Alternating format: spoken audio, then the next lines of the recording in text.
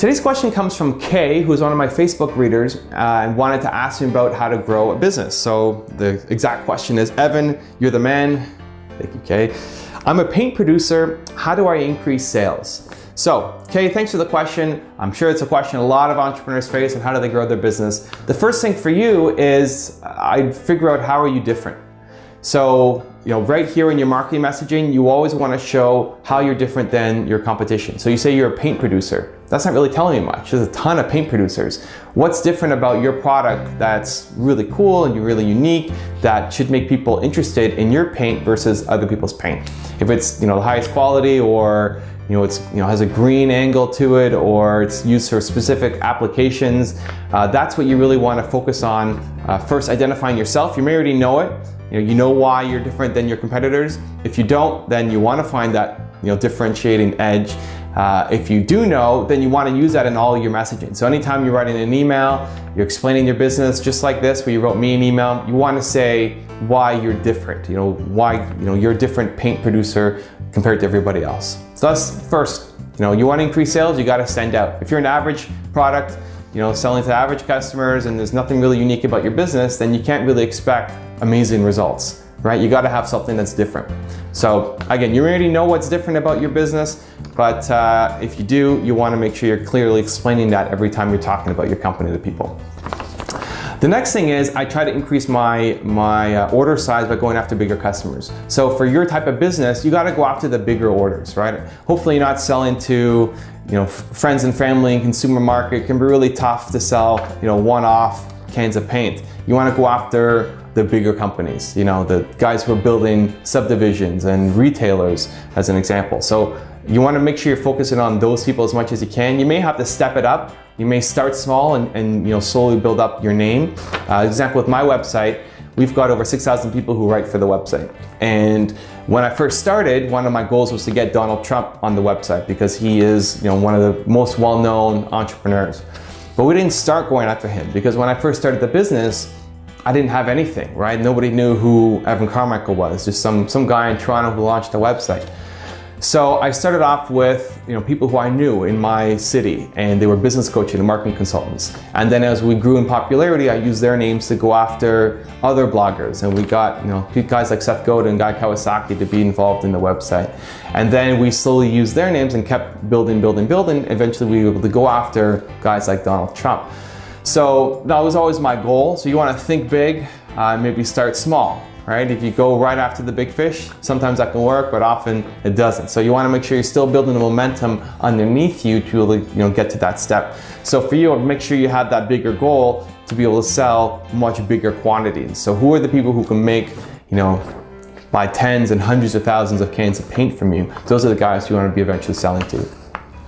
The last thing there is, I would try to find a thin wedge in and then over deliver. So chances are, whoever these big customers are, they already have a paint supplier, right? So how do you stand out and separate yourself from them? First is, being different. What's so unique about your product that's, compared to everybody else? But then, they may not be happy with their current paint supplier. So there's an opportunity for you to come in on a small order, even if they want to try you out. It's very common where they'll take a small order, want to try you out, see, if it sells, see how, great a company you are to work with. They're not going to make a gigantic order from you and then find out you can't deliver, you have bad service, the product is crap, so they're always going to want to try it on a small scale first. Once you get that opportunity, even if you're not making money on it, you want to over deliver like crazy. You want to provide so much service, go way above and beyond anything that your competition is doing, whatever that means for your business. You want to make sure your clients know who you are and are super excited to be working with you and over the moon happy with the service that you provide, on top of the quality product that I'm assuming you're creating with your paint. Right, so you want to go way above and beyond. So whatever that means, if it means going and helping them with their painting, if it means going into the store and doing demos, whatever it is at the start, to make sure that you're standing out and you're providing the training and support that's needed for them to understand your product. If you do that, you're going to stand out from your competition. The next time they're making a paint order, who are they going to go with? The guy who's giving them all this great support and training and customers love, or the guy who's kind of leaving them alone? So That's a great way in. Get your test market, offer to do something really small scale, and then over deliver like crazy, blow them away with your service, and they're gonna come back, make bigger orders, refer more clients, expand your markets.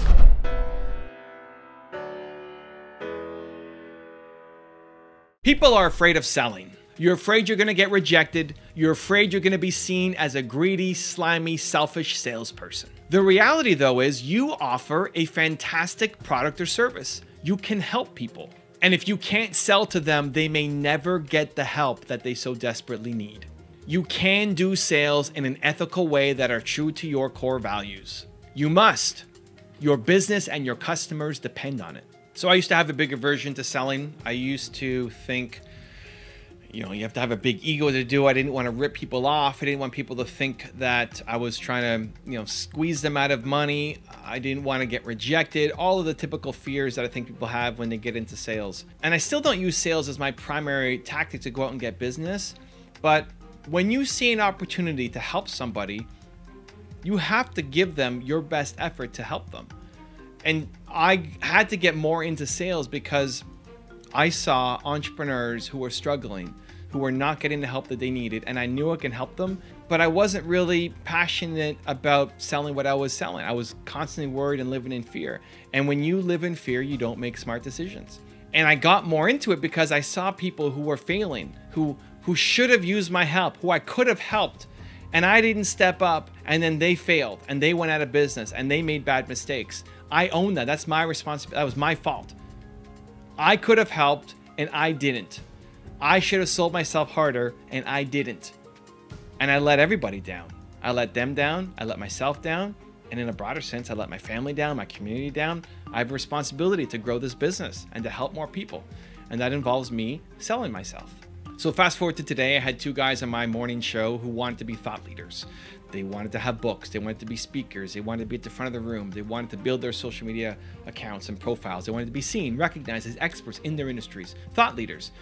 I do a workshop twice a year in Toronto for 3 days, helping people make money as thought leaders. And I break down my exact strategies, how I grow on YouTube, how I grow on Instagram, what your content strategy should be, how to make videos, how to come up with ideas, how to create content, how to win, how to get speaking gigs, how to get a book deal, all of it. Be me, be the Evan Carmichael of your industry. I break down how to do it, but not just a breakdown. Not just, hey, let's sit in the room and learn from my ideas. We're gonna work with you to do it. I take 15 people twice a year and I work through exactly how to do it. And then you're taking your phone out and you're making content. You're making videos and I'm gonna be sitting there talking to you and helping you do it. Then you get in front of the camera and you have to make a video. And I'm gonna be behind the camera with my team telling you, nope, nope, again, do it again. Say it like this. Nope, not quite. Nope, keep going.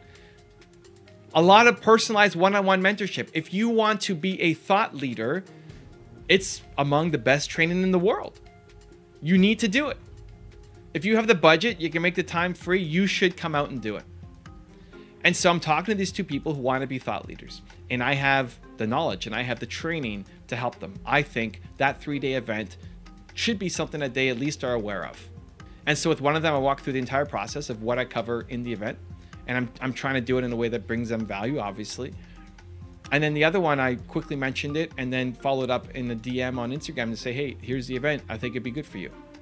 Maybe they come, maybe they don't come. Maybe some of them feel like they're being sold to. I don't think so, because it was when it's genuine, when they can feel your passion and love and energy and care and desire to help them, that's what breaks through. If you don't actually care about the end consumer, if you see somebody coming to, oh, that person's my next car, that person's my next suit, that person's my next XYZ, right? My next watch. If that's the mindset and attitude, then they won't feel the care. They're going to feel like they're being sold to and being ripped off. But when you have the energy, compassion, heart to help, and you know that this is the thing that they should do, I think it's your responsibility to go off and tell them about it. When you believe in what you're selling and when you believe that it's actually the right thing for that person, it's your responsibility to sell it. If you want to know why and how to make reading a priority, check out the video right there next to me. I think you'll enjoy it. Continue to believe, and I'll see you there. In today's episode, I'm going to answer a question from one of my Facebook readers, Miriam, who wrote in asking about my favorite book. So she wrote in saying, what is the most interesting and useful book that you've ever read?